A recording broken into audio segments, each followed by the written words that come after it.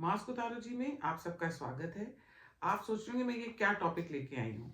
हाँ, मैं बरेच का टॉपिक लेके आई हूँ, हालाँकि इस इंसिडेंट को काफ़ी टाइम हो गया है। इसमें जो राम गोपाल मिश्रा को मारा गया, ये क्यों मारा गया? ये तो कम्युनल वायलेंस को ब्लेम कर देते हैं हम लोग। ये ट्रिगर हुआ, एकदम बोल देते हैं कि दो लोकल्स में आपस में लड़ाई हुई तो हो गया। ऐसा नहीं है। ये बहुत डीप डाउन इसका कोई रीज़न है जो ये हो रहा है। आप देखेंगे कि जब प्रोसेशन होते हैं तो जब भी हिंदू का कोई प्रोसेशन निकलता है रामनवमी पे या किसी टाइम पे भी, तो उन पे अटैक होते हैं। तो ये क्यों हो रहे हैं? इसका एक अंदर एक रीज़न है इसका। ये कहाँ से आ रहा है, ये कहाँ पनप रहा है और ये कहाँ-कहाँ धीरे-धीरे अंदर घुस रहा है देश में और हर सिटी, हर विलेज में, हर डिस्ट्रिक्ट में घुस रहा है। तो इसके बारे में हम आप बात करेंगे राजा मुनीब जी से। उन्होंने इसके बारे में एक आर्टिकल लिखा है। उन्होंने बहुत डिटेल स्टडी करी है इसके बारे में, जो वो हमें बताएँगे। हाय राजा। हाँ मैम, नमस्कार। नमस्कार। राजा, आप इनको बताएँ कि ये हम लोग हमेशा बोल देते हैं ना, लोकल्स में लड़ाई हो गई, 2 कम्युनिटी में लड़ाई हो गई तो कम्युनल वायलेंस हो गया। पुलिस भी इमीडिएटली यही रीज़न दे देती है कि वो जा रहे थे तो उसने जय श्री राम बोला, तो उसने अल्लाह अकबर बोला, तो ऐसे करके हुँ, एक दूसरे के ऊपर करके बात तो होती है और कम्युनल वायलेंस हो जाता है और कोई ना कोई हिंदू मारा जाता है। हुँ। पर ये डीप डाउन कहीं क्या है इन लोगों के मन में और ये कहाँ से आ रहा है? पनप कहाँ से रहा है? देखो, ये जो कम्युनल वायलेंस की जहाँ तक हम बात कर रहे हैं, प्रॉब्लम यही है कि अगर किसी का प्रोसेशन जा रहा है, चाहे आप अल्लाह अकबर बोल रहे हो या आप जय श्री राम बोल रहे हो, तो दूसरे में टॉलरेंस क्यों नहीं है, वो इस पे एकदम इसमें जो है वायलेंस क्यों हो जाती है, राइट? तो बहराइच में भी हमने यही देखा, बहराइच में भी ऐसा ही हुआ। उस आदमी ने उस राम गोपाल वर्मा को घर के अंदर गोली राम मारी, गोपाल मिश्रा। मिश्रा सॉरी, हाँ। को अपने घर के अंदर गोली मारी उसने, हुँ, ठीक है? और वो दुर्गा पूजा का वो लेकर जा रहे थे। तो जी। बट प्रॉब्लम बैराज की नहीं है, प्रॉब्लम जो है ये डीपर है। डीपर जब ये है, इस पे जो मैंने रिसर्च की है, मतलब काफ़ी टाइम से मैं इसको देखता आ रहा हूँ कि क्योंकि मैं टेररिज्म फॉलो करता हूँ, पाकिस्तान का मॉड्यूल फॉलो करता हूँ। तो ये जो नेपाल का जो तेराई रीजन है, ये जो आपका बॉर्डर एरिया है नेपाल से जो मिलता है, नेपाल और इंडिया का जो बॉर्डर एरिया है, जी, जो बिहार और यूपी स्टेट के साथ मिलता है, जी। अगर आप इसको देखोगे, इस पे पिछले 20 साल से बहुत सटली एक डेमोग्राफिक चेंज हो रहा है। ना काफ़ी लोगों ने इस पे आर्टिकल लिखा, जिन्होंने ऑर्गेनाइजर की स्टोरी भी पढ़ी है, स्वराज्य ने भी कवर किया है कि डेमोग्राफिक चेंज हो रहा है, डेमोग्राफिक चेंज हो रहा है। डेमोग्राफिक चेंज तो हो रहा है, बट डेमोग्राफिक चेंज क्यों हो रहा है वो किसी ने नहीं पकड़ा। इसके पीछे रीज़न का है, ये डेमोग्राफिक चेंज आया कहाँ से, इसको अगर डेमोग्राफिक चेंज इसमें हो रहा है, इसमें जो फंडिंग ज़रूरत होती है वो कहाँ से आती है। जी। तो मैंने इसमें बड़ा एक डीप रिसर्च किया है, इसमें कोई दो महीने के आसपास, and what I found was कि 1990 से जो है Pakistan government and Pakistani ISI, इन्होंने नेपाल में इन्वेस्ट करना शुरू किया, अच्छा। मस्जिदों में और मदरसों में। तो 94 में जब 94-95 में जब बेनज़ीर भुट्टो प्राइम मिनिस्टर थी पाकिस्तान की, उस टाइम पे उसने ऑफिशियली 1 मिलियन रुपीज़ दिए, 10 लाख रुपए इन्होंने काठमांडू में एक इस्लामिया को दिए और मोताहारी में एक इस्लामिया को दिए, और उसके बाद जो पाकिस्तानी एम्बेसी थी उन्होंने 2.5 लाख रुपए अलग दिए। तो ये बिगिनिंग थी पाकिस्तान का ऑफिशियली नेपाल में एंटर करने का, मदरसों और मॉस्क्स को बनाने के लिए। जी। 1995 तक आईएसआई ने $3 मिलियन वहाँ पे इन्वेस्ट किए थे, सिर्फ मदरसास और मॉस्क के नेटवर्क बनाने के लिए। वाओ! $3 मिलियन इन 1995, आप खुद देख लो उसकी आज की डेट में क्या क्या वैल्यू है। बात है। सो तेराई मुस्लिम पॉपुलेशन को जहाँ आप स्टडी करते हो नेपाल में, अबाउट 1991 के आसपास अबाउट 3.2-3.3% की थी, 3.5% थी मैक्स। बाई 2006 वो 5.7% हो गई।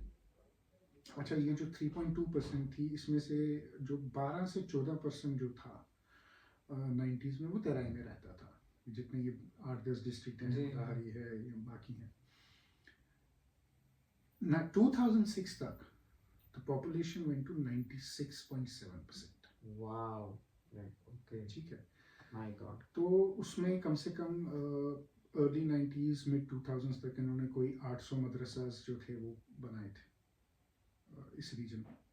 और इसमें जब मैंने ये देखा कि ये किसके थ्रू बनवाए गए, तो इसमें जो मदरसास में इन्वेस्ट इसने किया जो थे, वो है जमात उद दावा।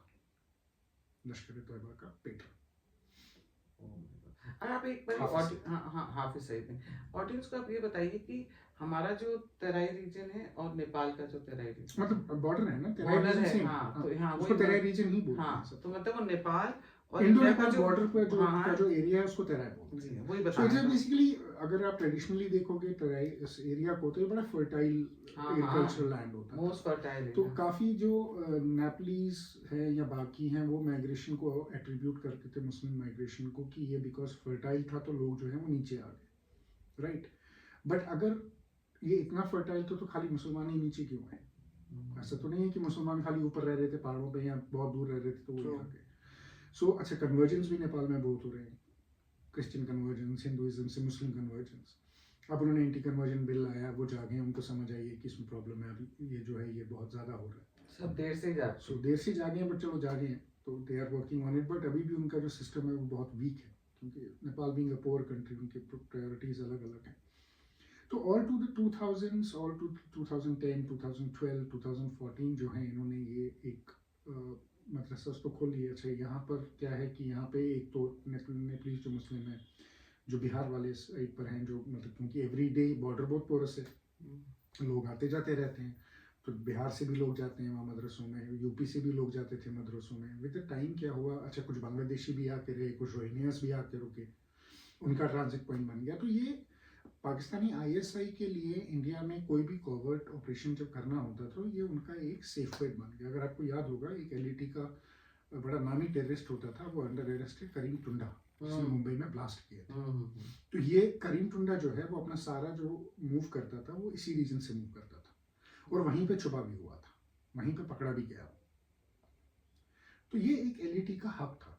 तो अगर आप पाकिस्तान का मोटिव देखोगे, देखो हम कश्मीर की तो हम बात करते हैं कि पाकिस्तान जो है वो bleed with 1000 cuts is not only Kashmir. इनका मोटिव ये है कि इंडिया को जितना अनस्टेबल कर सकते हो उतना अनस्टेबल करो। और अनस्टेबल जरूरी नहीं है कि टेररिस्ट भेज के हो, अनस्टेबल बाकी तरीकों से भी होता है। रेडिकलाइज करके आप राइट्स, अगर अब आपके हर स्टेट में कभी ना कभी हर उस फेस्टिवल पे राइट्स रहेंगे, टेंशन्स रहेंगी, तो आप कहीं ना कहीं कंट्री को ब्रेक कर रहे हो, वीक कर रहे हो, उसकी नेशनल सिक्योरिटी वीक कर रहे हो।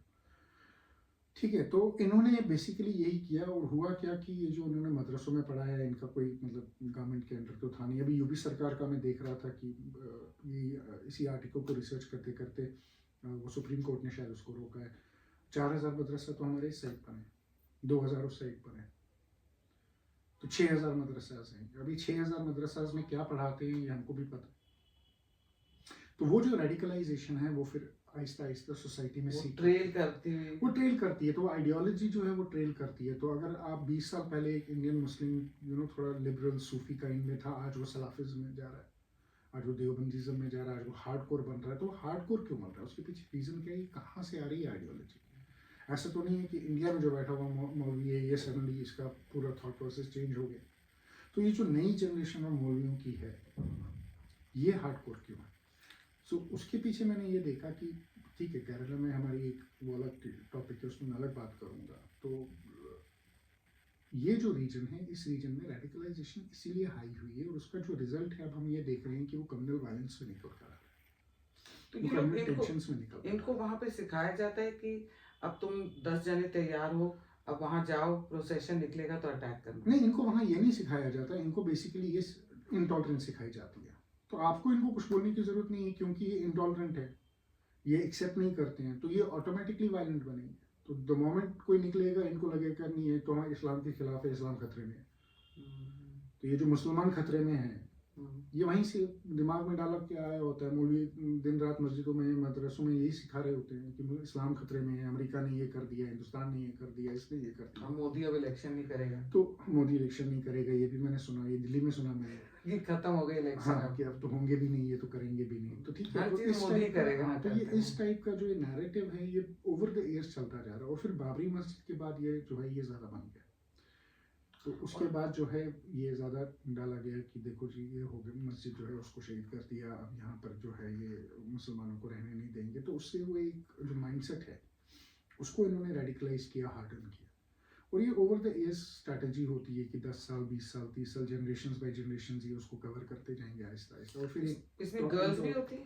हाँ बिल्कुल। तो गर्ल्स भी इतनी दूर जाती हैं रेडिकलाइज होने?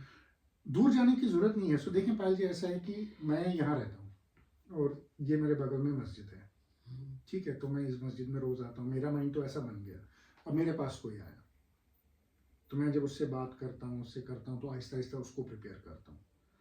अब इसी इधर से मैं कहीं पढ़ाने चला गया, किसी और मस्जिद में पढ़ाने चला गया, मैं बिहार की किसी मस्जिद में इमाम बन गया, तो मैं वो आइडियोलॉजी कैरी करता जाऊंगा। लड़कियां कैसे इसमें एम्ब्रॉयड हो रही हैं? सेम वे कि आप जब आप यहाँ रेडिकलाइज हुए, जब आपका नीचे वाला गांव रेडिकलाइज हुआ, तो वहाँ औरतें भी रेडिकलाइज हो गई। फिर आप दूसरे विलेज में पहुँच गए, तो विलेज बाय विलेज जो है, तो रेडिकलाइजेशन तो फिर सोसाइटी की रेडिकलाइजेशन होती है। उसमें ऐसा तो नहीं है कि मर्द अलग होगा औरत अलग होगी। तो जब ये एक बार आपके घरों में मेन स्ट्रीम हो जाता है, तो फिर तो सारों की थॉट प्रोसेस वही बन जाती है। तो रेडिकलाइजेशन को मेन स्ट्रीम किया गया। तो क्या गवर्नमेंट को पता नहीं कि तेराई रीजन में इतनी, मतलब हमारी तरफ 4000 मस्जिद बन गई हैं और वहां पे उस तरफ 2000 है, और वो मिलके ये हाफिज सईद का सारा गवर्नमेंट को प्लान तो है। गवर्नमेंट तो ऑलरेडी वर्क कर रही है इस पे, सिक्योरिटी एजेंसीज। तो ये तेराई रीजन किसके अंडर आता है? योगी जी के हमारे कि धामी जी के? नहीं, ये योगी जी के अंडर आता है। स्टेट लॉ एंड ऑर्डर तो उन्हीं के अंडर। तो फिर जो यूपी में है तो योगी जी कुछ नहीं उनके कर... पास आता है, जो बिहार में है वो अंडर बिहार गवर्नमेंट आता है। तो ऐसा नहीं है कुछ नहीं कर रहे हैं। अब देखें, हमने तो रेगुलेट किया मदरसास को। अभी योगी जी ने निकाला भी था कि जितने भी इलीगल मदरसे उन पर बंद करो। बट पॉइंट ये है, अगर आप आज उनको बंद करते हो, इनका इफेक्ट आपको 5 या 10 साल के बाद मिलने को मिलेगा, क्योंकि रेडिकलाइजेशन प्रीचिंग जो है ये उन मदरसों से बंद हो जाएगी, राइट। बट अभी तक जितनी भी प्रीचिंग हुई है, उसका जो असर है वो आज हम देख रहे हैं। तो आपको लगता है कि जैसे कि बरेच जैसे इंसिडेंट्स ये करते रहेंगे? तो ये होते रहेंगे, अनफॉर्चुनेट है बट ये होते रहेंगे, क्योंकि एक माइंडसेट वैसा है सोसाइटी का।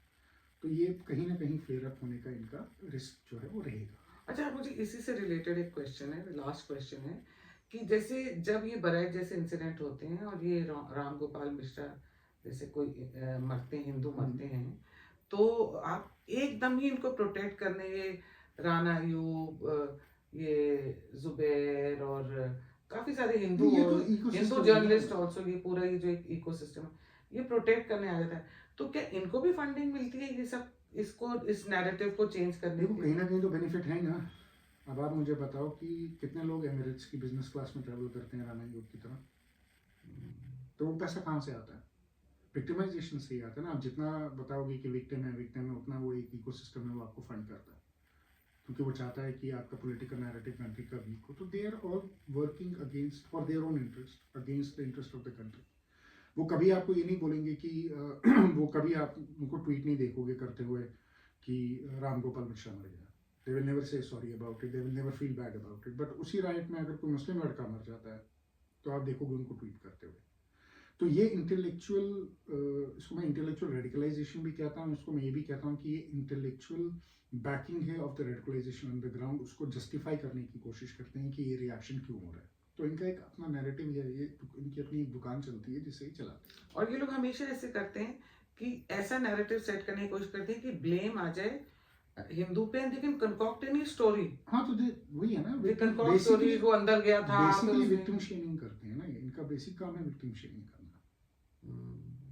उस पे ये जिंदा है, उस पे इनका ऑक्सीजन है, उस पे इनको फंड आते हैं बाहर से। तो ये अपनी दुकान चलाते हैं, अपने घर चलाते हैं, दुनिया घूमते हैं, ऐश करते हैं, यहाँ के लड़कियों को बोलते हैं बुर्का पहनो। हाँ, अभी मैं देख रही थी फोटोज सारी अरफा एंड ऑल के, क्या मतलब स्टॉकिंग्स एंड लेसी स्टॉकिंग्स, खुद तो ये ऐश करते हैं, बट बाकी तो ये नीचे के लोगों को समझ नहीं आता।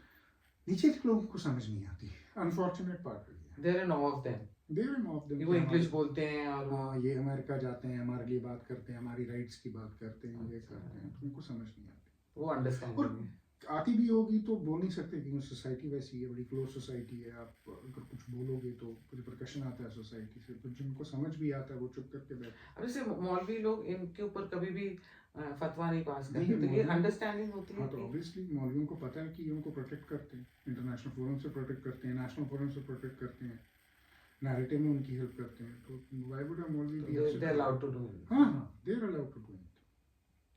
Thank you so much Rajan. Thank you. ऐसे हमें छोटी छोटी डिटेल्स में ना बात बताते रहा करो, तो समझ आ जाता है, क्योंकि सबने बरेच का यही देखा कि कम्युनल वायलेंस था, पर ये कहाँ से आ रहा है और ये होते रहेंगे इंसिडेंट, और ये कहाँ से निकल कर आके कहाँ पर पहुंच रहा है।